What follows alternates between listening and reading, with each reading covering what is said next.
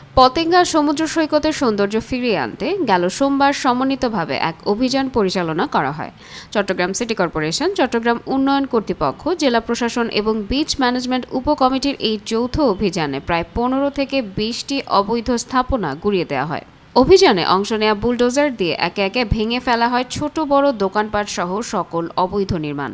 Beach management উপকমিটি জানিয়েছে, সৈকতের প্রাকৃতিক সৌন্দর্য এবং স্বকীয়তা বজায় রাখাই এই উদ্যোগের মূল উদ্দেশ্য।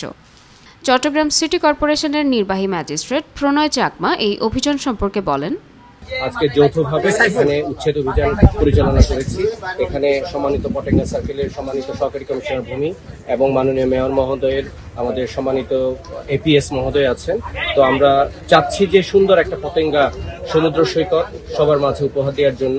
আমাদের একটাই উদ্দেশ্য, দর্শনার্থী যারা আসবেন তারা যাতে একেবারে সুন্দরভাবে তাদের সময়টুকু এখানে উপভোগ করতে পারেন, তার জন্য মূলত আজকের এই প্রয়াস।